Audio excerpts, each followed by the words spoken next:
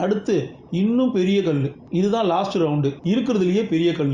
இதை தூக்கி போடுறதுக்கு கடைசியில் வந்து நிற்கிறது 2 பேர் தான்.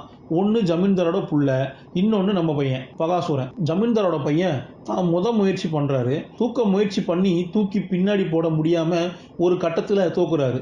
இப்போ இவனும் தூக்க முடியாமல் கீழே போட்டுனானா போட்டிடுறா, 2 பேருமே ஜெயிச்சதா அறிவிச்சிடுவாங்க. அவனால் தூக்க முடியாது, நம்மளாலேயே தூக்க முடியல, அவனால் தூக்க முடியுமா அப்படின்னு ஜமீன்தார் பையன் பார்க்குறான். ஆனால் நம்ம ஆள் சும்மா சொல்லக்கூடாது, அத்தா தண்டி பாறாங்கல்ல அசால்ட்டாக தூக்கி பின்னாடி போட்டுடுறாரு. ஜமீன்தார் பிள்ளைக்கு அவமானம் இருந்தாலும் போட்டியில் ஜெயிச்சு சிறப்பாக தரமாக யாருங்கிறத ப்ரூவ் பண்ணிட்டான்.